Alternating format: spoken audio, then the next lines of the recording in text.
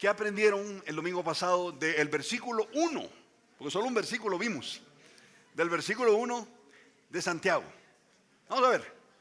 Micrófono abierto. ¿Quién levanta su mano y me dice qué se llevó? ¿Qué se llevó en su corazón aprendido el domingo pasado? Yo sé que aprendimos varias cosas, ¿verdad? Pero ¿qué aprendiste? Vamos a ver. Vane.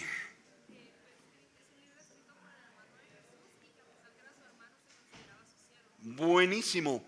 Dice Vane que lo que aprendió fue que el libro de Santiago, o la carta de Santiago, si lo quieres, fue escrita por el hermano del Señor Jesucristo. ¿Te acuerdas que vimos que hay 3 posibles Santiagos? Bueno, 4 realmente, ¿verdad? Entre sus discípulos habían 3.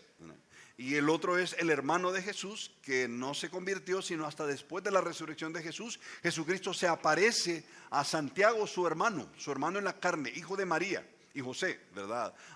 Sí, y vimos que lo que está diciendo Vane, yo creo que fue el jamón. Yo creo que lo que está diciendo Vane fue el bistec, ¿verdad? El beefsteak del domingo pasado, del primer versículo. Y es que Santiago, antes de convertirse, fue hostil al Señor Jesucristo. De hecho, el Señor Jesús, dice la Biblia, que llegó a Galilea, a su casa, comenzando su ministerio. Y sus hermanos no creyeron en él, lo echaron. Si sos de veras quien sos, ¿por qué no te vas allá a Judea, a Jerusalén y manifiéstate a los hombres, ¿verdad? No creyeron en él. El libro de Juan, el evangelio de Juan dice que ni aun sus hermanos creían en él. Pero cuando el Señor Jesús muere en la cruz, es sepultado y resucita, primero se le aparece a Cefas, y Cefas es Pedro, ¿verdad? Luego se le aparece a los discípulos, a los 12. Ahí en cuenta estaba Judas Iscariote, ¿verdad? Luego se le aparece a Santiago, el hermano del Señor Jesús. ¿Por qué? Dios vio en Santiago un potencial. Yo te dije el domingo pasado, Dios ve en ti un potencial que a veces los que estamos alrededor no creemos que puedes tener, ni aún tú mismo puedes creer, ¿verdad? Pero lo que dice Van es cierto. ¿Cómo comienza la carta a Santiago? Mira ahí, lo tienes abierto. ¿Cómo dice el primer versículo? Santiago, esa fue quizás la enseñanza espiritual más impresionante. Santiago, después de ser un hombre que no creía en el Señor, luego se convierte, y uno de los rasgos del creyente maduro es que es humilde. Y lo dijimos el domingo pasado. Él pudo haber comenzado la carta diciendo: Santiago, el hermano del mero mero. ¿Sí o no? Él pudo haber comenzado la carta diciendo, yo te lo dije, pudo haber comenzado diciendo: aquí les estoy escribiendo Santiago, el hermano de Dios, hecho carne. Lo pudo haber dicho y era verdad. Pero qué impresionante que Santiago comienza su carta diciendo: Santiago, sirviente de Dios. Sirviente de Dios. ¿Y cómo se refiere a su hermano? Y del Señor, Curios. Eso es el jefe. Y del Señor Jesucristo. Yo soy hermano del Señor Jesucristo. Pero no dice hermano, yo soy sirviente del Señor Jesucristo.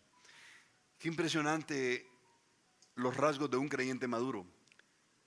En vez de echarse las flores a ellos mismos, las guardan, las esconden prudentemente.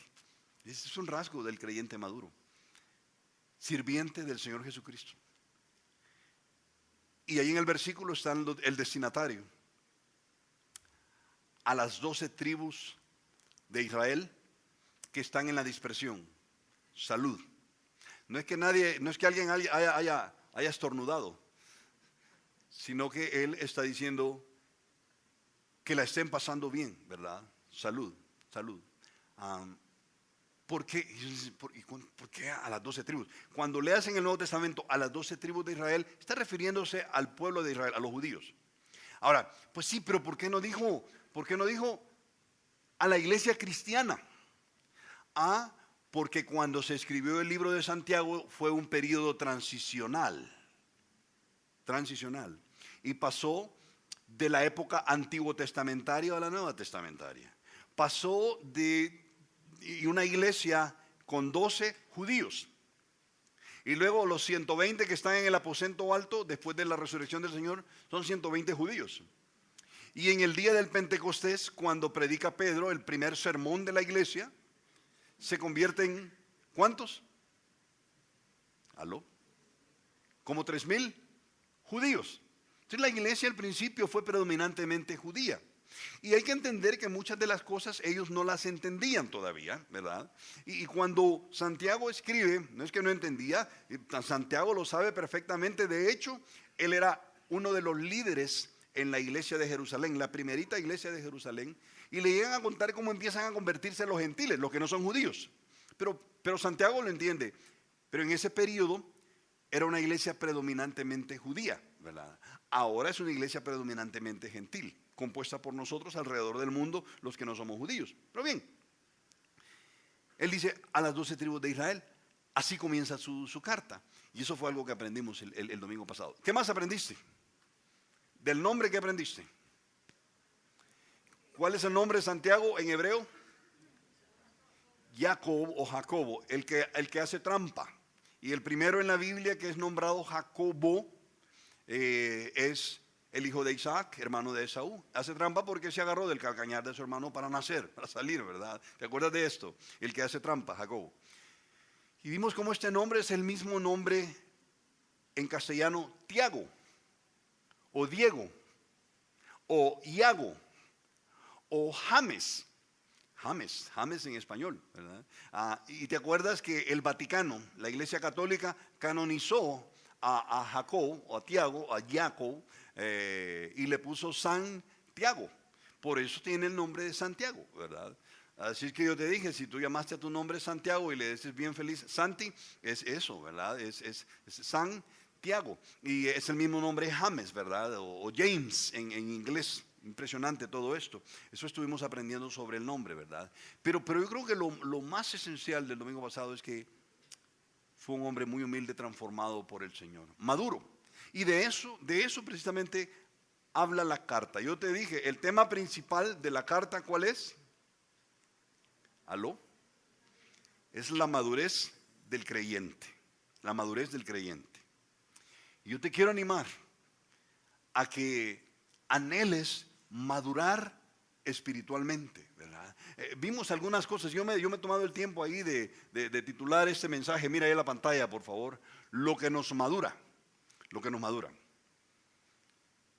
Y vamos a Santiago capítulo 1, versículo 2. Ahora vamos a ver dos versículos más, el 2 y el 3. Dice Santiago, inspirado por el Espíritu Santo, hermanos míos. Entonces nos está hablando a nosotros, correcto, a la iglesia. Hermanos míos, te lo voy a poner en guatemalteco. Tengan por máximo gozo.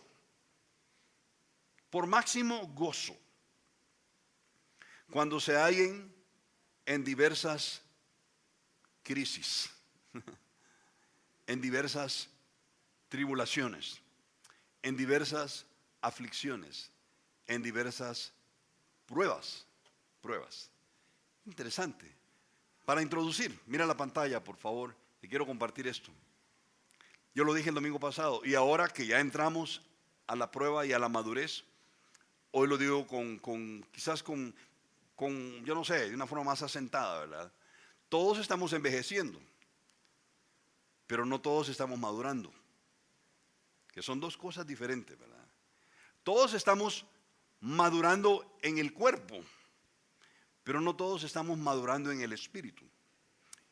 Y la carta nos desafía a madurar espiritualmente. Es increíble cómo Dios usa esta carta para desafiarnos a madurar espiritualmente. Todos estamos envejeciendo, pero no todos estamos madurando. Y nada más, yo lo decía más temprano, nada más raro, voy a decir, nada más, yo no sé cómo decirlo, nada más raro que ver a un adulto que se comporta como un niño. Te hago una pregunta. ¿Has visto tú eso?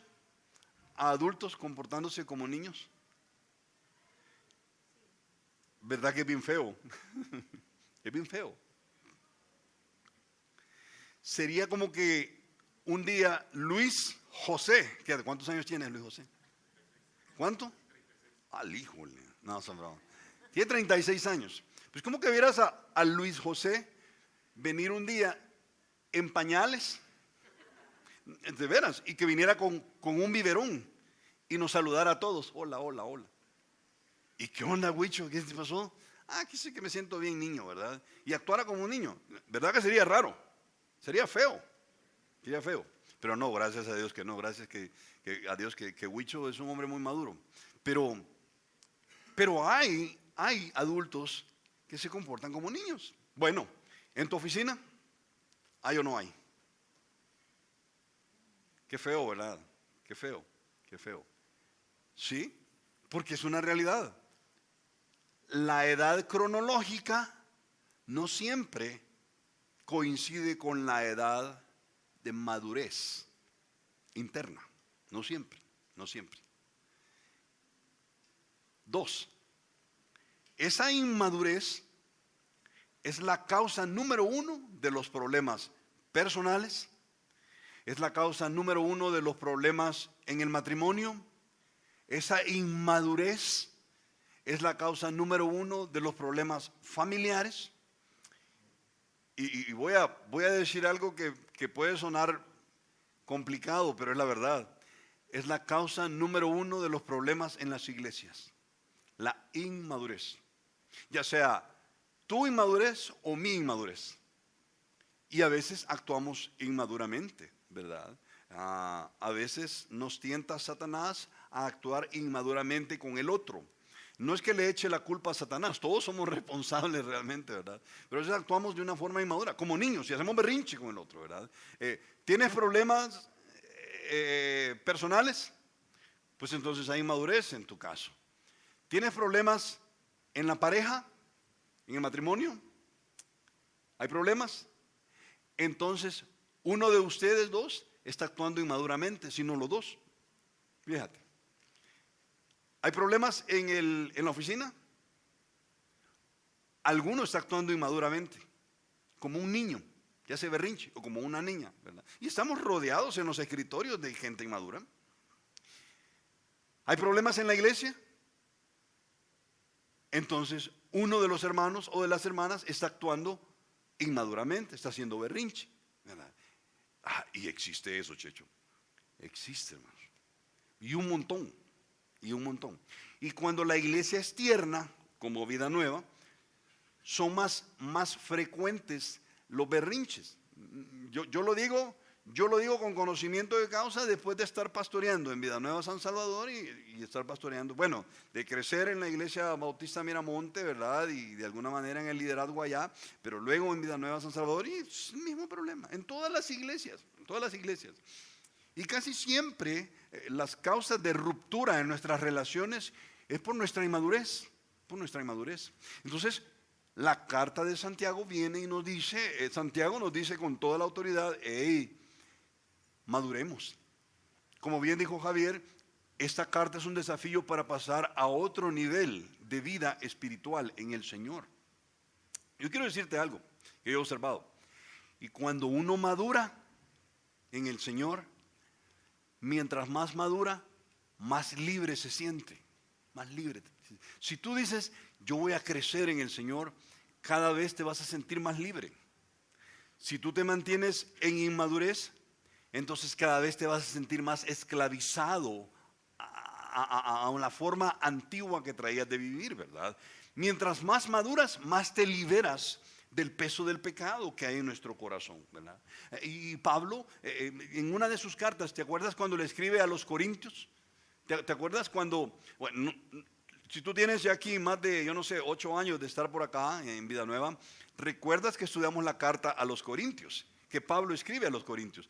La iglesia de Corinto era una iglesia conformada por un montón de niños berrinchudos.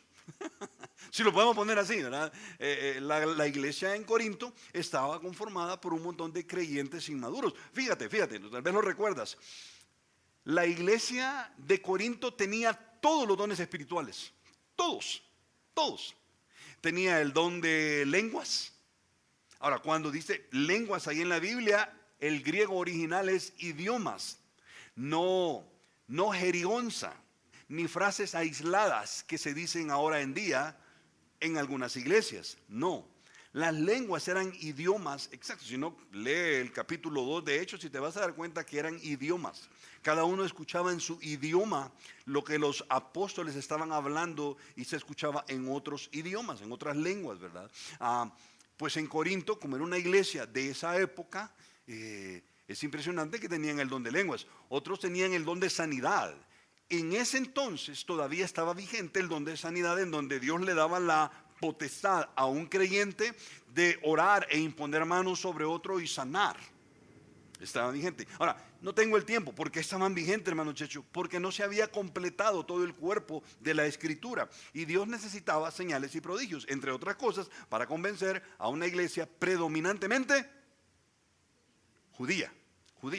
Y entonces Dios usa las señales y prodigios para que lo que iban predicando por diferentes ciudades creyeran que lo que se estaba diciendo venía de Dios, efectivamente. Pero en la iglesia de Corinto, una iglesia como esta, se congregaban, cantaban y todo eso, ¿verdad?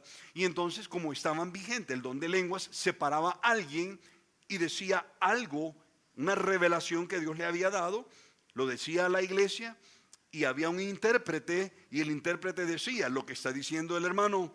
Yo no sé, imagínate que ocurriera aquí ahorita, ¿verdad? Y se para ahí Vinicio, ¿verdad? Y empieza a hablar en otra lengua, ¿verdad? Otro idioma.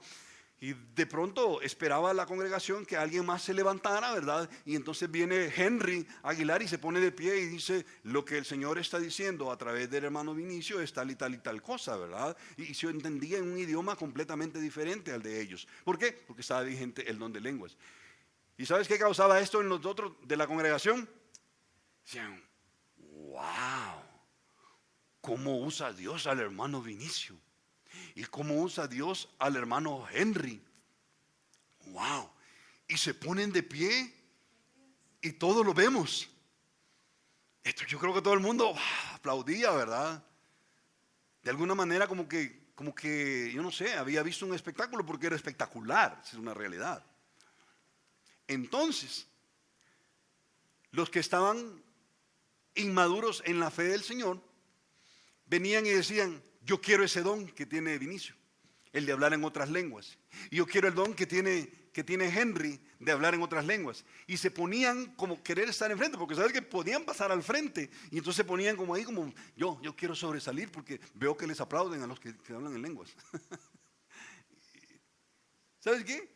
Eran infantiles. Entonces Pablo tuvo que hablarles a ellos y decirles, hey, hay diversidad de dones, hay diversidad. Pero ¿saben qué? Anhelen un camino mejor, el del amor. Y en ese contexto Pablo les dice ahí, mira, en 1 Corintios 13:11, les dice, ya no sean niños. Cuando yo era niño, hablaba como niño, pensaba como niño, juzgaba como niño. Era bien infantil yo, eso está diciendo Pablo, ¿verdad? Y yo lo decía más temprano. ¿Cuál es el idioma del niño? Es el idioma del mío, ¿sí o no? Mío. Ponte a jugar con un niño que te dice, lo visitas a su casa y tiene 1 año y te enseña todos sus juguetes, ¿verdad? Los saca todos los juguetes y tú le dices, qué bonito. Yo no sé, me voy a inventar un nombre, ¿verdad? Qué bonito ahí, Carlitos, ¿verdad? Jugamos. No, mío. Pues hay creyentes que así funcionamos, ¿verdad? Mira, y tal, no, mío. Hermano, fíjese que su carro me está tapando, no lo puedo ver. Ay, qué molesta este hermano realmente. Es inmadurez. Esas situaciones así en la vida, en la iglesia, que es pura inmadurez. Y entonces a causa de esa inmadurez se dan los problemas. La iglesia de Corinto era una iglesia que era un polvorín, que en cualquier momento podía estallar las divisiones. De hecho, ya habían divisiones en la iglesia. ¿Te acuerdas? Yo soy de Pedro, yo soy de Pablo. Pues nosotros ni de Pedro ni de Pablo, somos del Señor. Querían salir más espirituales y salían peor. Entonces dice Pablo, cuando yo era niño hablaba como niño, pensaba como niño, juzgaba como niño. Pero dice Pablo, pero ahora he crecido. Y cuando yo fui hombre, adulto, dejé lo que era de niño. Y Pablo está ilustrando una realidad espiritual. Crezcamos a ser adultos en el Señor. Y ya no peleemos como niños. Eso está diciendo, ¿verdad? De hecho, ¿te acuerdas cuando Pablo escribe en una de sus cartas y dice, hermanos, qué me duele? Porque vengo yo donde ustedes. Acuérdate que Pablo llegaba, fundaba una iglesia, luego agarraba el cayuco, ¿verdad? Y se iba en alta mar hacia otra ciudad. Llegaba y se convertían, dejaba al más maduro a cargo de esa iglesia. Eran iglesias en casa realmente, ¿verdad? Deja a alguien más maduro y se iba a fundar otra iglesia, y así andaba Pablo en los viajes misioneros. No creas que Pablo era un hombre, cuando uno lee el libro de los Hechos, ve todos los viajes de Pablo, era un hombre que no se podía estar quieto en el Señor. En el ministerio Dios lo usaba tremendamente. Pues entonces, cuando regresaba a la ciudad para ver cómo estaban, los encontraba portándose infantilmente. Entonces dice Pablo, de manera, hermanos, que yo no pude hablarles a ustedes como a adultos en el Señor, sino como a niños. Y dice Pablo, porque debiendo ser ya maduros, yo esperaba que ya tuvieran todo su sistema digestivo desarrollado para darles carne. No pude. Hey, han pasado 5 o 6 años y yo creí que yo iba a venir y iba a encontrar un montón de maestros enseñando la Biblia, y no, encuentro un montón de infantiles. Entonces, ¿saben qué me ha tocado hacer? Darles biberón otra vez, lechita, cuando ustedes deberían o sea, en otras palabras, regreso 6 años después y tengo que darles la lección 1 de discipulado otra vez. Eso está diciendo los primeros rudimentos. Entonces Pablo dice, no, crezcamos, maduremos. Es lo mismo que nos dice Santiago, pero en una carta completa, ¿verdad? Maduremos en el Señor. Yo te quiero animar esta mañana, fíjate, esta mañana, animar a que te coloques tú en tu corazón en la posición de, o en el modo de, o en la frecuencia de, quiero madurar. Cuando un creyente se pone en la frecuencia de quiero madurar, entonces Dios va a meter sus manos en tu vida y va a usar una serie de circunstancias para ayudarte a madurar. No solo eso, yo aquí tengo una pregunta. ¿Qué madura un ser humano? ¿Qué madura a un ser humano? No piensen en la iglesia, no piensen en cristianos, no. Piensa en el que vas a encontrar mañana ahí en la oficina. Las circunstancias de la vida te hacen madurar, ya per se, ¿verdad? ¿Qué más? La experiencia, el atravesar diferentes experiencias lo hace a uno ser maduro. ¿Y cuáles son los rasgos de un adulto maduro? ¿Cómo lo ven? ¿Cómo se mira de fuera? No, en serio, micrófono abierto. ¿Cómo se mira de fuera no un creyente, un adulto maduro? ¿Conocen algún adulto o mujer adulta madura? ¿Cómo son? Serios y correctos en su actuar, ¿siempre? ¿Son serios, correctos en su actuar? Sí, sí.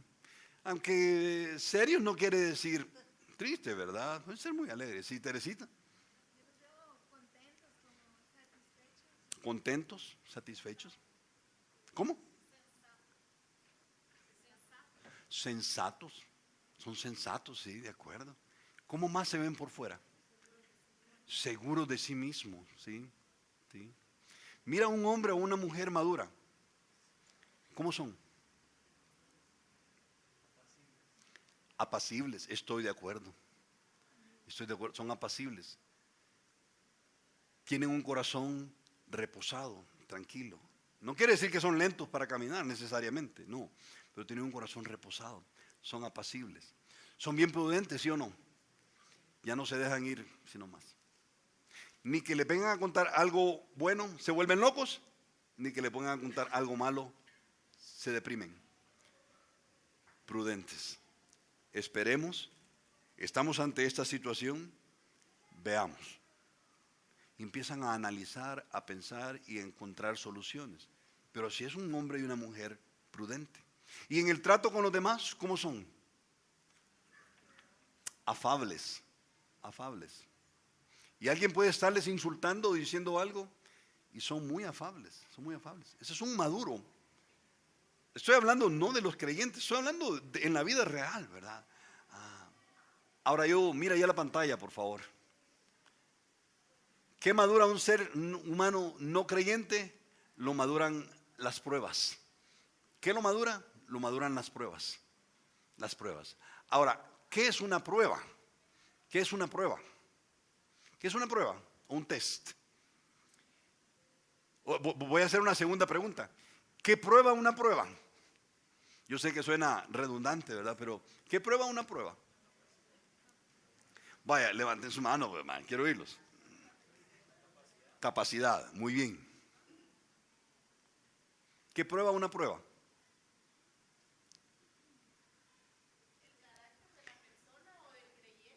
Carácter. ¿De qué está hecho? ¿De qué fibra está hecha su carácter? Sí, muy bien.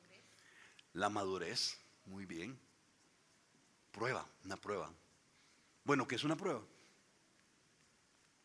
¿Qué es un test? ¿Sí? Verificar si expone, si lo que dice saber. Excelente, bueno, muy bueno. ¿Se acuerdan cuando llegaba la maestra al grado? Buenos días, niños. Buenos días. Guarden todos sus libros, sus cuadernos, saquen una hoja y un bolígrafo. Examen ahora. ¿Qué decías tú? ¿Cómo te ponías?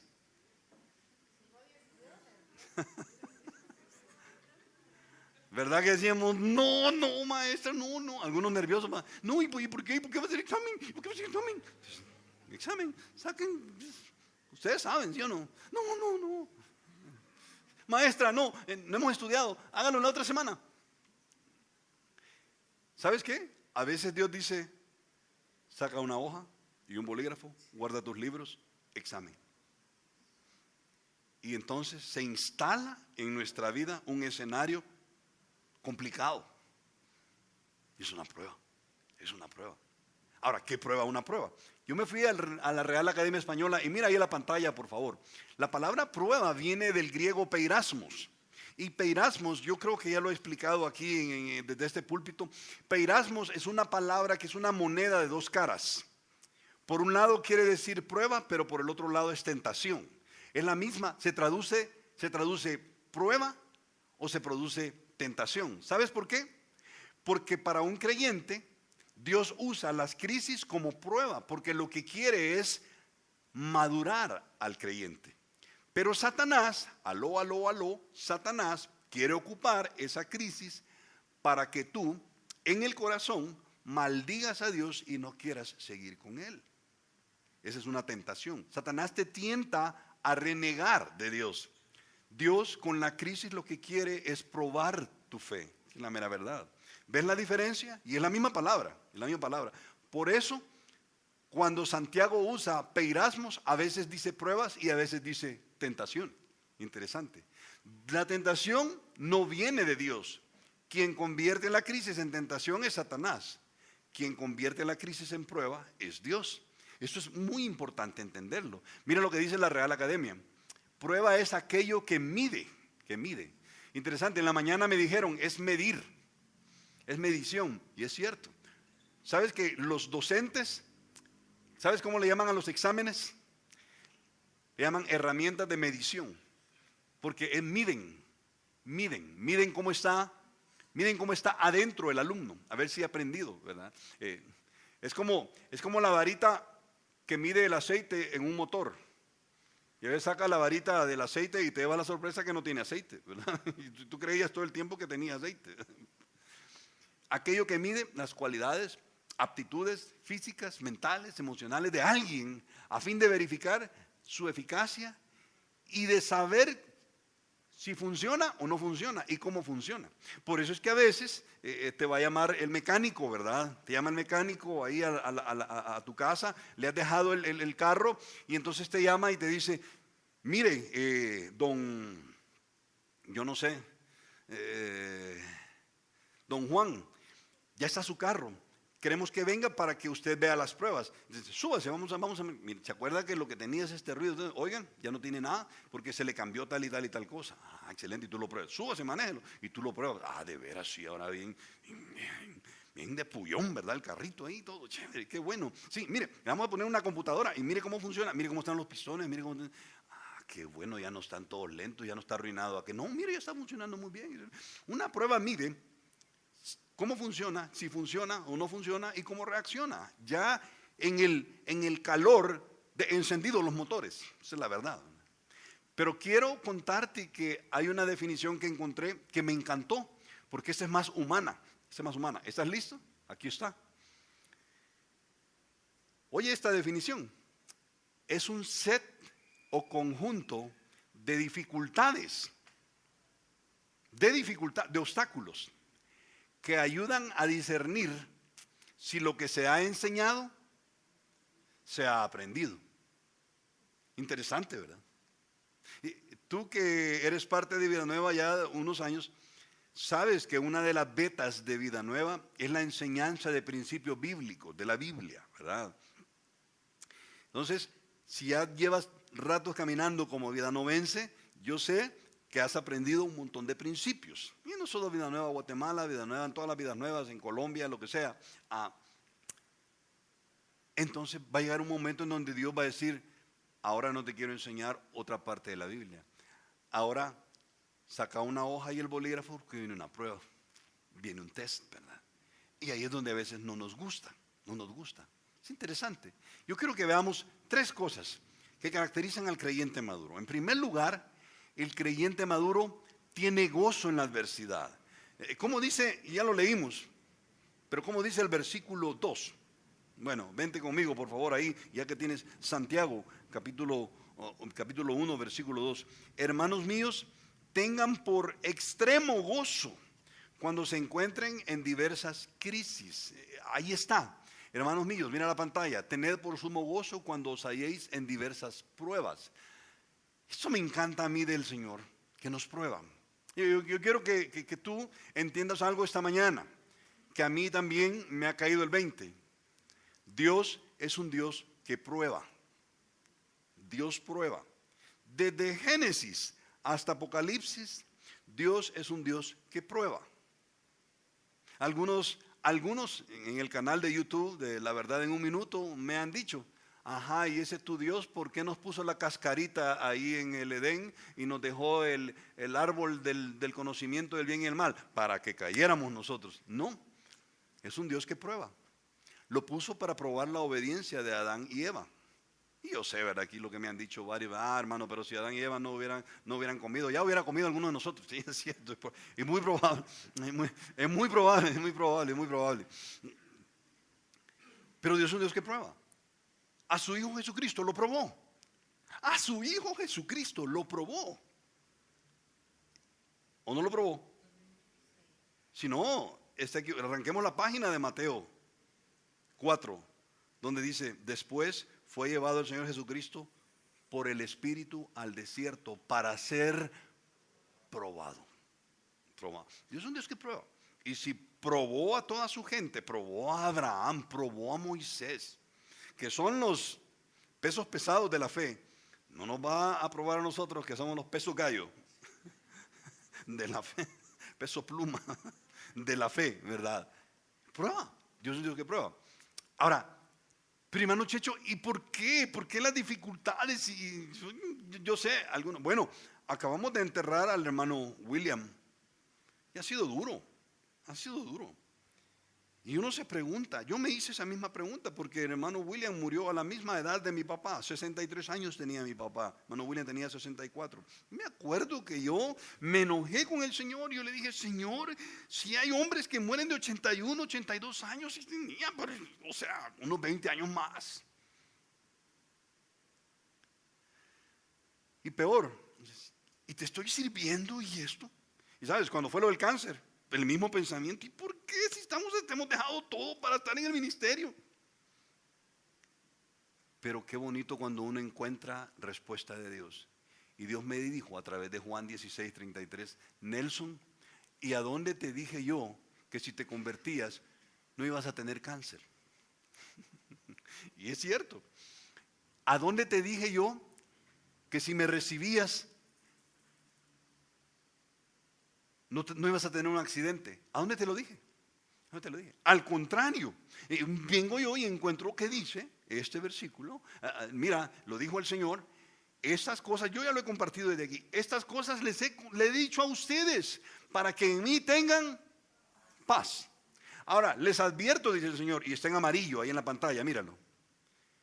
Ustedes se quedan en el planeta. Yo me voy para estar con el Padre. Pero ustedes en ese sistema que se quedan van a tener, ¿qué dijo? Aflicción. Aflicción. ¿Y qué es aflicción? Aflicción. Y aflige. ¿O no se afligen ustedes? Yo me afligo. Y cuando se instala una situación compleja, yo me afligo, hermanos. Yo me afligo. Pero por eso me encanta el Señor, porque el Señor es bien impresionante. El Señor no te da. ¿Has visto esas manzanas rojas? Yo ya lo he dicho. Esas manzanas que llevan miel. ¿Sí? ¿Cómo se llaman esas manzanas? De esas que lleva una paleta y roja y lleva miel y quebradizo, ¿verdad? Y duelen los dientes ahí. Casi que se saca uno la placa y la muerde así. Ajá. Y a veces la manzana adentro, bien dulcito todo, ¿verdad? Y adentro, podrida. Y uno, a mí me encanta el Señor porque cuando me llamó no me dijo, yuhu, aquí te tengo una manzanita rojita bien deliciosa y está solo la miel, ¿verdad? Y adentro te tengo algo podrido. No, no. A mí me encantó que el Señor desde el principio me dijo, si me vas a seguir, entonces vas a tener aflicción. Pero ¿de dónde hemos sacado que yo soy hijo de Dios? Entonces Dios, como ya lo acepté, no me va a tocar a mi hijita, ni a mi hijito, ni mi trabajito, ni mi casita. Y nunca me va a pasar algún accidentito. Todo va a ser bien bonito. ¿De dónde? ¿De dónde hemos sacado esa idea? Me encanta el Señor porque es honesto conmigo. Y me dice, hey, ¿me vas a seguir, Nelson? En el mundo vas a tener aflicciones. Aflicciones. Pero me dice, pero confía. Porque yo he vencido a este sistema que se llama mundo. Nelson, este sistema que se llama mundo y el planeta, un día yo voy a venir y lo voy a purificar. Y esta vez no va a ser con agua, va a ser con fuego. Y viene una eternidad futura gloriosa para ti, para aquellos que han recibido al Señor. Ah, de veras, Señor. Sí, Nelson, yo voy a estar contigo hasta el fin de este sistema que se llama mundo. Ah, qué buenísimo, gracias, Señor. Sí, pero cuando viene la prueba, nos cuesta creerlo. Nos cuesta creerlo. ¿Y por qué genera tanto problema esto? Ah, hermanos, ¿por qué? Porque el sistema está corrupto. Checho, tú ya me has escuchado enseñarlo. ¿Y cuándo es que quedó corrupto? Ah, cuando Adán y Eva, allá en Génesis 3, desobedecieron. Dice la Biblia que allí entró el pecado al mundo. Hermanos, yo estoy convencido que antes de Génesis 3, no había bacteria de neumonía que fue la que mató al hermano William. Antes de Génesis 3 no había cáncer o carcinoma, que es lo que ha matado a varios hermanos amados míos. Yo no puedo venir a decir, es el Señor el que se lo llevó, qué malo el Señor. No, es por el hecho de ser humanos y estar en un sistema corrupto, entonces nosotros pasamos por todo eso. Demuéstremelo en la Biblia, te lo demuestro. Vente a Romanos capítulo 8, por favor. Romanos capítulo 8. Vente a Romanos capítulo 8, por favor. Romanos 8. Y mira el versículo 18 al 23. ¿Estás listo? Prepárate para una gran verdad. Mira lo que dice. Dice Pablo, inspirado por el Espíritu Santo, pues tengo por cierto que, ¿qué dice? ¿Que el qué? Las aflicciones. ¿Qué dijo el Señor que íbamos a tener? Aflicciones. Dice Pablo, estoy convencido, dice Pablo, que las aflicciones del tiempo presente no son comparables ¿con qué? Con la gloria. Ahora, ¿qué es la gloria, hermanos? No es la gloria a la vecina. ¿Qué es la gloria? Es el esplendor de algo bello, precioso. Y el Señor Jesucristo, donde Él vive, se refleja su gloria en cada rincón. Pues, dice aquí, tengo por cierto que estas crisis de este tiempo presente no se comparan en nada, dice el apóstol, con la gloria venidera que, ¿en quiénes? ¿En quiénes? En nosotros los creyentes se ha de manifestar. Ahora, mira el versículo 19. Porque el anhelo, las ganas ardientes de la creación es el esperar la manifestación de los hijos de Dios. ¿Sabes qué está diciendo? Lo platicábamos con mi hija hace poco. ¿Sabes qué está diciendo? Está diciendo que un día el Señor va a venir, y no es en el rapto, sino en su segunda venida, y se va a sentar sobre el trono de David para gobernar para siempre. ¿Te acuerdas que lo vimos en 1 de Samuel? Él va a venir y va a establecer su trono en Sión y va a gobernar. Y luego viene la eternidad futura en donde se va a establecer todo el reino en toda la creación. Pero ahorita la creación está sujeta a corrupción. Y lo que está diciendo es que cuando Él venga, Él va a poner delante de todos los otros seres humanos y delante de todo el universo a los hijos de Dios. Y va a decir, hey, quiero decirles algo, todos ellos son hijos míos. Qué impresionante. Eso está diciendo que el universo anhela ese día en el que Dios va a presentar a todo mundo y a todo el universo quiénes son sus hijos. Eso me impacta. Dice el versículo 20, mira, porque la creación fue sujetada ¿a qué? A vanidad, no por su propia voluntad, sino por causa del que la sujetó, ¿en qué? En esperanza. Ahora, vente conmigo y lee el siguiente versículo, saca tus antenitas y mira por favor. Porque también la creación misma será libertada ¿de qué dice? De la esclavitud ¿de qué? De corrupción. Ajá. ¿Cómo así? Sí, que el día que Adán y Eva pecaron, Dios dejó con candado todo el universo sujetado a corrupción. ¿Y qué es corrupción? Pudredumbre. Ah, por eso nos podrimos. Sí, por eso es. Por eso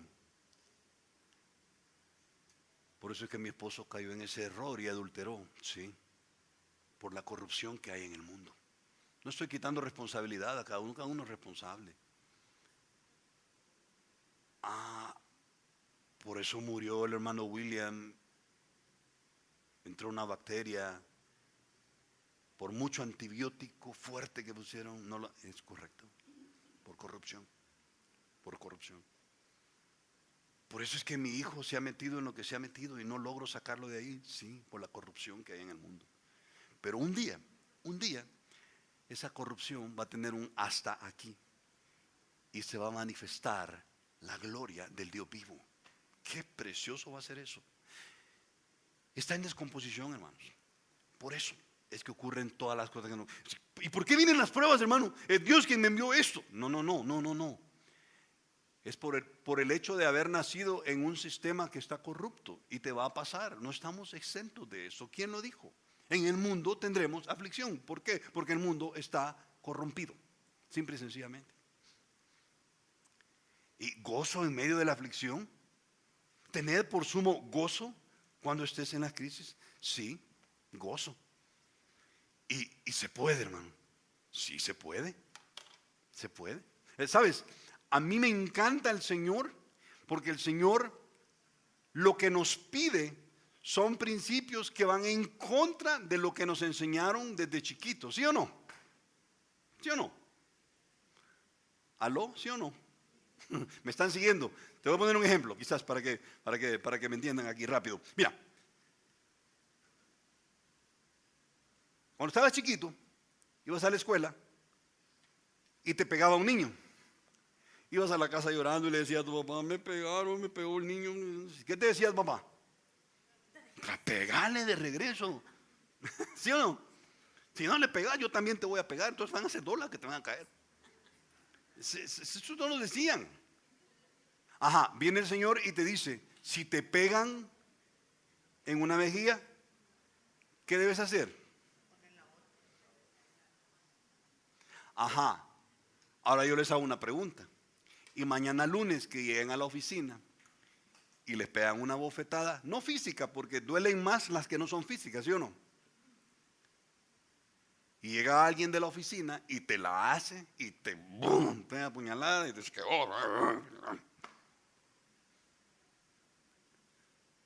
te pregunto, ¿pones la otra mejilla? Bien difícil, ¿verdad? Aquí en la iglesia es bien fácil. Pues me vestí bien, me puse perfume, ¿verdad? Y me la hizo la hermana, pero bendiciones, hermanita.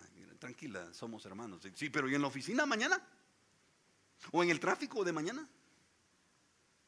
Es complejo, ¿verdad? Complejo. Me encanta Jesús porque lo que nos pide son cosas contrarias a las que nos han enseñado.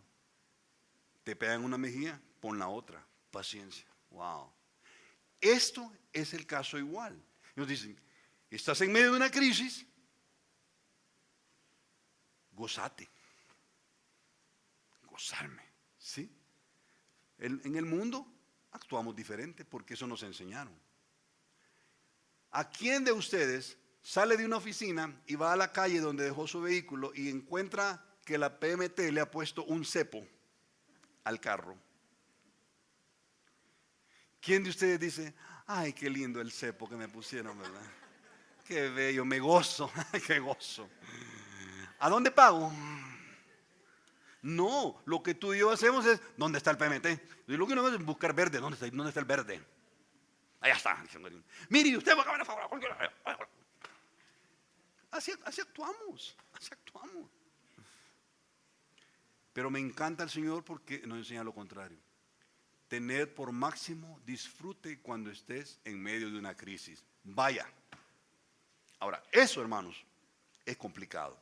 Si es complicado, ¿quién dijo que seguir al Señor Jesucristo y crecer espiritualmente y madurar era fácil? Nadie. Nadie. Nadie se pone contento cuando entra en una crisis. Nadie. No me digas que te llama, yo no sé, te llama el médico, ¿verdad? Y te va a decir, don Nelson, ¿sí? Fíjese que tengo ya los resultados del examen de su hijo que le hicimos la semana pasada. De veras, doctor. ¿Y qué? Necesito que platiquemos en privado.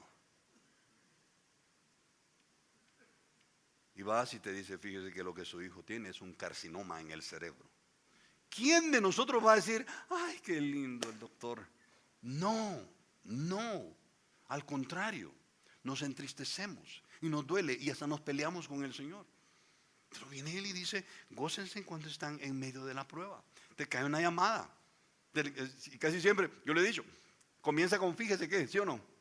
Sí. El preámbulo de una mala noticia es una frase, fíjese qué. Te llaman del banco, ¿verdad? Don Nelson Rivas, ¿sí? Le hablo aquí del departamento de créditos, ¿sí? Fíjese que,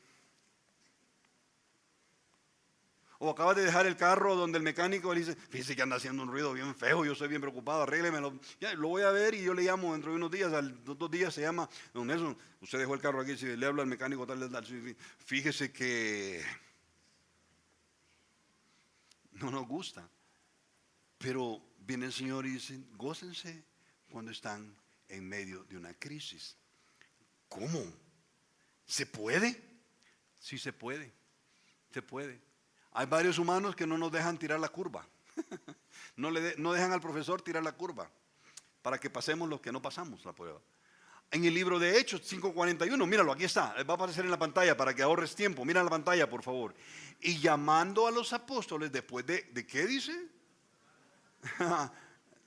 Era látigo. Después de latigarlos, les intimaron que no hablasen en el nombre de Jesús y los pusieron en libertad. Y ellos salieron de la presencia del concilio. ¿Cómo salieron? Wow. ¿Sabes cómo qué sería esto? El equivalente en el 2018. Estás predicándole a alguien y llega la la PNC. Llegan 5 hombres armados y de negro, se bajan del pick-up y te dicen, lo tenemos que llevar porque usted está arruinando el orden público. ¿Por qué estoy predicando de Cristo? Sí, pero va a ir allá a la penitenciaría, van, y te azotan. ¿Pero y por qué me está pegando? Porque usted está predicando al Señor Jesús. No, boom, boom, boom. Vaya, hoy lo dejamos libre. ¿Sales contento de ahí? Estos salieron contentos. Contentos de que los habían tenido por dignos de padecer afrenta por causa del nombre con N mayúscula de Jesucristo. Qué impresionante, hermanos. Pero te quiero mostrar otra. Yo te voy a decir, pero ellos eran los apóstoles, hermano Checho. Sí, pero ponlo en tu contexto y es lo mismo. Vamos a Hechos 16, por favor. Hechos 16. Mira Hechos capítulo 16. Y mira esto. Hechos 16, versículo 23 al 25. ¿Lo tienes? Del 23 al 25. Dice, después de haberles azotado mucho, esta es otra. Ahora es Pablo y Silas.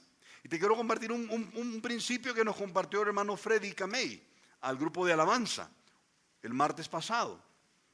Qué bonito esto. Después de haberlos azotado mucho, qué tremendo, los metieron en la cárcel, mandando al carcelero que los guardase con seguridad, el cual, recibido este mandato, los metió al calabozo de más adentro y los aseguró los pies. ¿Con qué dice? Con un cepo.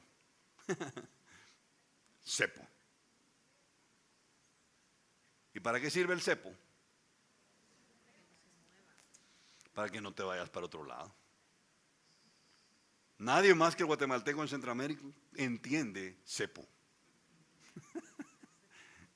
Yo me doy cuenta de una cosa. Ustedes han crecido en la cultura del cepo. ¿Sí o no?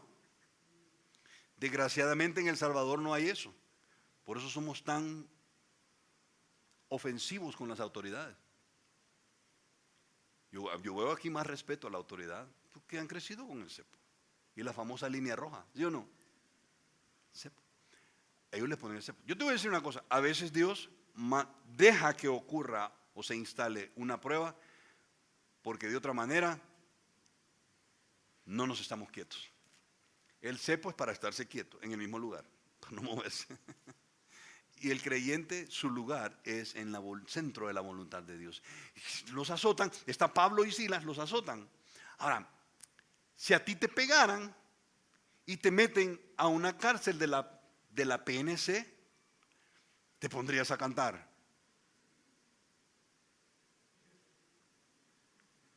¿Cuántos de nosotros lo meten a la cárcel y empezaría, cuán grande es Él, cuán nada? Pues yo digo que sí, dependiendo de mi fe. ¿Será? Podría ser. Los admiro si lo hacen. Pero si se meten a la cárcel injustamente, ¿cuántos cantan? Estos dos hombres se ponen a cantar. Mira, pero a medianoche, orando. Impresionante que lo primero que hacen no es cantar, es orar. Porque el creyente maduro sabe que la oración es el brazo que mueve el brazo de Dios para mover las cosas en el planeta. Punto. Los agarran presos y tranquilo. Pablo, nos agarraron presos. Tranquilo, Silas. Oremos. Pidámosle a Dios que Él sea el que nos saque de esto. Y los presos los oían. Entonces sobrevino de repente un gran terremoto. Ajá. ¿Qué lo causó? La oración. De tal manera que los cimientos de la cárcel se sacudían y al instante se abrieron todas las puertas y las cadenas de todos se soltaron y despertando el carcelero, ya sabes el resto de la historia. ¿Y sabes qué? Ahí hay conversión. Se convierte el carcelero, se convierte la esposa y se convierten los hijos. ¡Wow! ¿Por qué? Por dos creyentes maduros que en medio de la crisis, en vez de patalear, lo que hicieron fue portarse maduramente. ¿Qué me encanta esto, hermanos? En segundo lugar, un creyente maduro está consciente que lo que es probado, ¿qué es? ¿Qué va a probar Dios? Tu fe. Tu fe. Óyeme, si algo te llevas esta mañana, llévate esto. Dios lo que quiere probar no es cuánto sabes de la Biblia. Cuando se instala una crisis, Dios lo que quiere probar es si tú le crees a Él o no. Así de sencillo. Si tú te aferras a Él o no. Así de sencillo. Es tu fe. ¿Y cómo es tu fe, hermano? Porque el versículo 3, míralo a la pantalla, veámoslo con lupa. Sabiendo que la prueba de tu fe, ¿qué es probado? La fe. La fe. ¿Y fe en qué, hermanos? Fe en las promesas que Dios ha dejado escritas. Por ejemplo, hermano, no tengo empleo, ¿qué voy a hacer? ¿Y qué dice el Salmo 37, 25? Dice, joven fui y he envejecido y no he visto justo desamparado, ni su descendencia que ande pidiendo pan. No tengo empleo, ¿qué voy a comer? Dios va a suplirte con pan. Por supuesto, trabaja, busca trabajo. Haz lo que tú puedes hacer. Dios va a hacer lo que tú no puedes hacer, producir el pan. No, pero es que si no tengo empleo, Dios no me va a comer. Dios es más ingenioso que cualquiera de nosotros y te va a hacer llegar el pan de cualquier manera. De cualquier manera te va a hacer llegar el pan. Pero nosotros nos creemos que inventamos el Lego. Lego lo inventó el Señor. Y porque armamos un muñequito, creemos que somos más ingeniosos que Dios. Y Dios es más ingenioso y va a sacar de la vieja chistera lo que solamente Él puede sacar. Pan. No, hermano, es que mire, una enfermedad complicada. Ajá, ¿qué dice 2 Corintios 4, 16, 18? ¿Qué dice? Por tanto, no desmayamos. Antes, aunque nuestro hombre exterior, está hablando del cuerpo, se va desgastando, y ojo, yo lo dije al principio, todos estamos envejeciendo, pero no todos madurando. Dice Pablo, este hombre exterior se va desgastando. Nos estamos desgastando, hermanos, ¿sí o no? Cada año que pasa, estamos más viejitos, estamos más arrugados, ya lo hemos dicho acá. El interior, sin embargo, ¿qué dice? Fíjate, en el creyente maduro, el cuerpo se va deteriorando, pero el espíritu va creciendo. Y dice, se renueva de día en día, porque esta leve tribulación ¿es permanente o es momentánea la aflicción? Es momentánea. Produce en nosotros un cada vez más excelente y eterno peso de gloria. Mira lo que está diciendo. Lo que está diciendo es, Checho, vas a estar en medio de un sistema corrupto y van a venir aflicciones. Tu cuerpo se va a desgastar porque te vas a estresar de todo lo que está pasando. Pero óyeme, crece, madura, porque eso lo que va a lograr es tener en ti, en tu corazón y en tu mente conciencia de que tú estás cerca de ver la gloria de Dios. Un cada vez más excelente peso de gloria. Qué fabuloso. Tuve el honor de platicar con el hermano William una semana antes de morir. Fue muy interesante la plática con él. Estaba bien cansado, en cuidados intensivos. Le habían quitado la sonda por unos instantes y casi me reconoció, ¿verdad? Hermano Checho, ¿qué tal? ¿Cómo está, hermano William? Ahora sí, aquí estoy, hermano. Ha sido bien difícil. Sí, hermano, pero ánimo, hermano. Mira, hermano, yo lo que le quiero decir, yo estoy feliz que usted hace 1 año y fichas, usted recibió al Señor. Y me volteó a ver y me dijo, sí, hermano, qué bueno que conocí al Señor. Mire, estoy bien contento y todo. Sí, hermano, ahora cualquier cosa que pase, no importa. No importa. No importa. Y él me decía, sí, qué bueno el Señor, ¿verdad? ¿Sabes qué? Yo pude ver cómo el Señor le iba poniendo en su corazón un cada vez más excelente peso de gloria. Y ahora, Él tiene unas horas según el cronos del planeta, de estar disfrutando de la presencia de Dios y de la gloria de Dios. ¡Wow! Es eso que está diciendo Pablo allí. No mirando nosotros las cosas que se ven, sino las que no se ven. Pues las que se ven son temporales, pero las que no se ven son eternas. Todo lo que ves un día va a ser polvo. Hermano, pero yo tengo una situación familiar bien angustiosa. Usted no sabe lo que es estar ahí. Te quiero regalar 2 Corintios capítulo 4. Yo no sé cuántos de ustedes están pasando una situación familiar y uno dice, pero ¿y por qué? ¿Y por qué? 2 Corintios 4. Versículos 7 al 10, ¿lo tienes? 7 al 10. Mira lo que dice. Pero tenemos, ahora está hablando del evangelio, de esta salvación, de esta vida eterna. La tenemos, este tesoro, ¿en qué dice? En vasos de barro. ¿Saben de qué está hablando vasos de barro? ¿Saben de qué está hablando? De este cuerpo.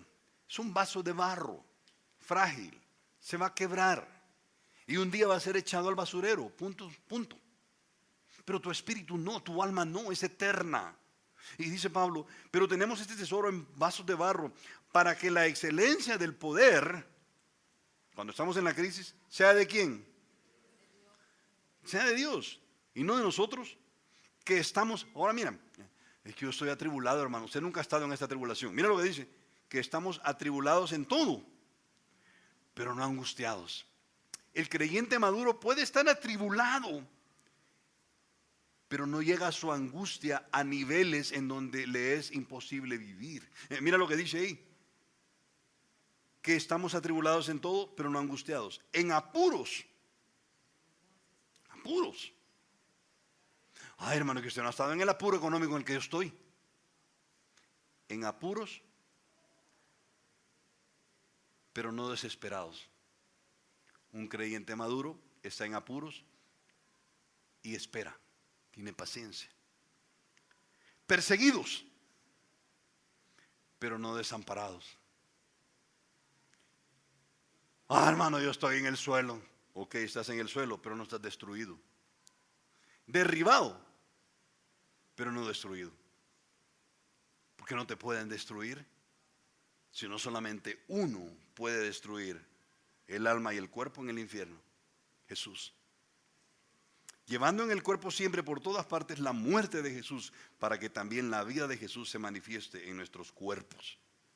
Porque nosotros que vivimos siempre estamos entregados a muerte por causa de Jesús, para que también la vida de Jesús se manifieste en nuestra carne mortal. De manera que la muerte actúa en nosotros, para que en ustedes actúe la vida. Óyeme, si tú quieres dar vida a los otros, vas a tener que morir a ti. En medio de las pruebas, en medio de las dificultades, vas a tener que morir a ti mismo, hermano. Yo te animo a hacerlo. Hermanos, si hay alguien que podía hablarnos a nosotros de soportar la prueba, era Pablo. Pablo. ¿Por qué, hermano Checho? Pablo. ¿Has leído en una de sus cartas cuando dice que ha estado náufrago en alta mar en más de una ocasión? ¿Sí? Yo lo único que puedo pensar, y lo más seguro, es que en uno de sus viajes iba en alta mar, en una lancha, algo pasó, alguna tormenta, se dio vuelta y él logró agarrarse de alguna tabla de la lancha y estuvo ahí. Y en una de esas creo que habla de 3 días, 2 noches. ¿Te puedes imaginar? Estar en alta mar, flotando, no cerquita de la playa, estar en alta mar, adentro, flotando. Yo si estuviera ahí un ratito y de día ya me va a agarrar las piernas el tiburón realmente. Y Pablo ahí estuvo. Sin duda, gracias Señor, yo te pido que me saques de esta si me quieres sacar de esta. Qué impresionante. Y luego cuando llega a Listra lo apedrean, lo apedrean. Y los judíos cuando apedreaban, no crees que agarraban piedritas chiquitas, era a matar. Agarraban tetuntes. Y cuando el del Sanedrín decía, ahora, boom, boom, era hasta matarlo. Yo estoy de acuerdo con Marcos Vidal. Probablemente Pablo murió ahí y quizás el Señor lo levantó. Y chorro de sangre. Y cuando de se van, ya lo dieron por muerto. Entonces el hombre se levanta. Vamos, sigamos. Así me acuesto yo. Si alguien nos puede hablar de tribulaciones, es el apóstol Pablo. Y él nos dice, hey, maduremos. Fe en que al final veremos el arco iris. ¿Saben? ¿Como quién? Como Noé en el arca. Noé y su familia, Dios le dice, haz un arca, mete a tu familia, mete los animales y yo voy a hacer llover sobre la tierra y voy a matar todo. Yo me puedo imaginar a Noé ahí adentro,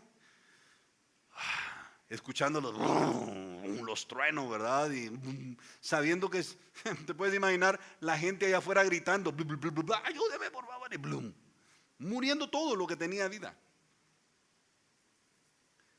Y en las turbulencias, ¿cuántos días estuvo Noé y su familia ahí? 40 días y noches.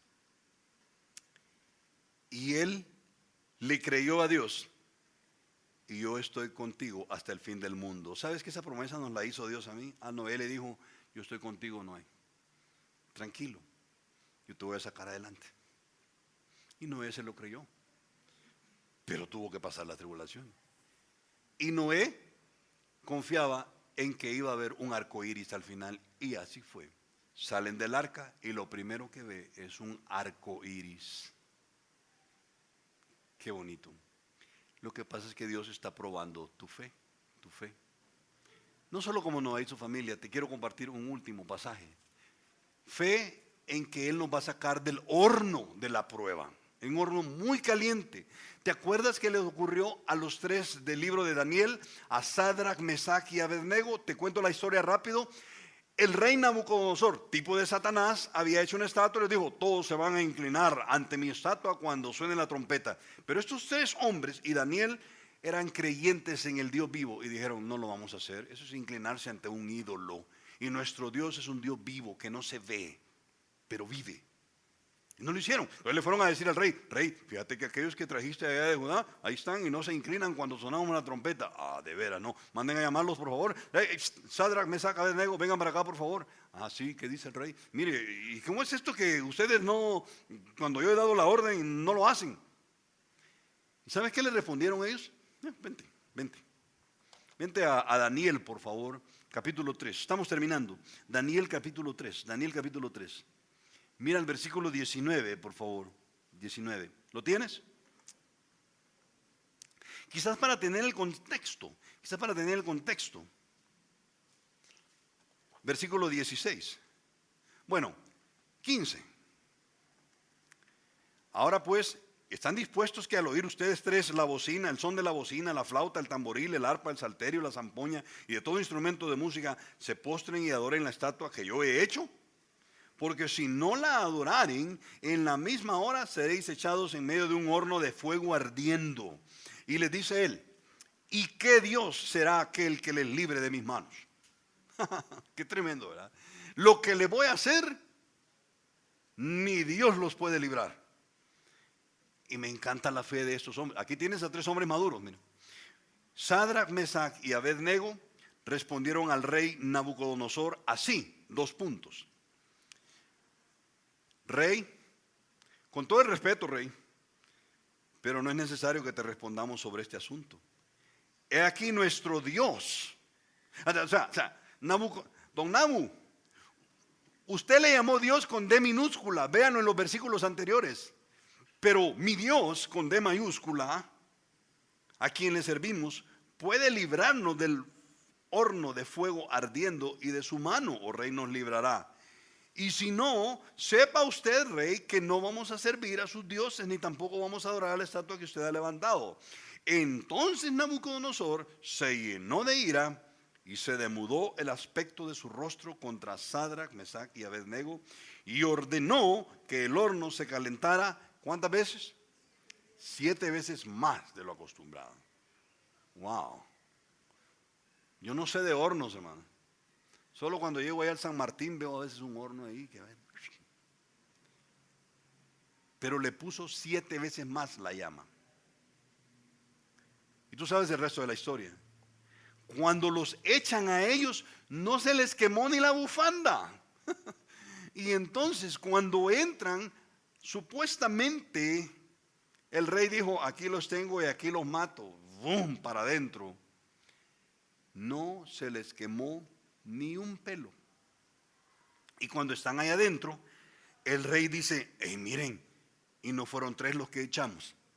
Sí, rey, 3 echamos. ¿Y por qué hay un cuarto ahí y el cuarto tiene semejanza del hijo de los dioses? Interesante, ¿verdad? ¿Sabes por qué? He aquí, yo estoy contigo hasta el fin de este sistema. No lo ves, pero Él está. Eres hijo de Dios, con más razón. Él está en medio de tus pruebas, en medio de la llama más caliente. Bien dijo un pastor, y estoy de acuerdo: Satanás puede tener la perilla que aumenta la llama, pero el Señor tiene el termostato que detiene la llama. Dios, en su gracia, modula la intensidad de la llama. Y eso me encanta, me encanta. Quiero terminar con esto. Mira la pantalla, por favor. El creyente maduro sabe que el producto final es la paciencia. Entonces, quiero terminar con esto. ¿Y de qué se trata todo esto que hemos estado hablando, Checho? Que el producto final, ¿sabes cuál es? La paciencia. ¿Y por qué lo dice? Por esto. Bueno, lo vas a ver ahí en la pantalla, pero yo te pido que vengas aquí a tu Biblia y ahora, teniendo todo el contexto, podamos leer versículo 2 y versículo 3, una vez más, por favor, en Santiago, capítulo 1. Vente a Santiago otra vez, por favor, capítulo 1, versículo 2. Ahora lo vamos a entender mucho mejor. Mira lo que dice: hermanos míos, creyentes, tengan por sumo gozo cuando se encuentren en diversas crisis, pruebas, sabiendo que lo que se prueba en ustedes, ¿qué es? La fe. Y esa prueba de esa fe, ¿qué produce? Paciencia. Paciencia. ¿Qué produce la prueba? Paciencia. Te doy un consejo. Cuando estés en problemas, no le digas al Señor: Señor, dame paciencia, porque entonces te va a mandar más crisis. Porque Él sabe que cuando un hijo de Dios le pide paciencia, vaya, yo ya lo dije, ahí está en la Biblia, la forma como voy a desarrollar paciencia es con una crisis. Y entonces el creyente madura, el creyente madura. Bueno, se espera que el creyente madure. Y se da cuenta de la fragilidad de la vida. Se da cuenta que mejor vivir para lo eterno y no para la carne. Y entonces tienes a un hombre y a una mujer nobles, afables. Qué lejos estoy, hermanos. Yo mismo lo estoy predicando. Yo, qué lejos estoy. Nobles, afables, dependientes de Dios, cautelosos, prudentes, maduros, que han dejado todo lo de niño atrás y ahora actúan como un adulto en la fe. Hermanos, nuestro anhelo al entrar a la carta de Santiago es que Vida Nueva Guatemala, como bien dijo Javier, pase a otro nivel de madurez y dejemos lo de niños. Yo te quiero animar a que dejes las cosas de niño que tenías antes de conocer al Señor. ¿Sabes? Hábitos pecaminosos, forma de responder y reaccionar a los demás. Bótalos. Son de niño. A veces no quieres soltar el juguete viejo de tu mano. Suéltalo y madura en el Señor. Hay cosas más preciosas que valen la pena. Aquí están. Son los segmentos difíciles de la vida los que nos hacen dejar lo infantil en nosotros y comenzar a vivir maduramente. Hermanos, yo no sé cuál es el caso de ustedes, de cada uno. Y a veces me vienen a decir: hermano, ya se dio cuenta que el hermano fulano de tal está en algo, y fíjese que le acaba de pasar esto con la esposa, y le acaba de pasar. Oremos. Pero con toda seguridad, Dios está tratando con él o con ella. Y lo quiere llevar o los quiere llevar a un nivel de madurez con el cual no se puede llegar sino es a través del horno de la prueba. Mira lo que dice ahí. ¿Quieres madurar espiritualmente? Entonces necesitas entrar al horno de la prueba. No hay atajos ni hay otra manera, hermanos. Solamente a través del horno de la prueba, para que salgas un hombre y una mujer maduro en el Señor. Padre, gracias por la oportunidad que nos das de abrir tu palabra, y qué precioso libro, el libro de Santiago, Señor.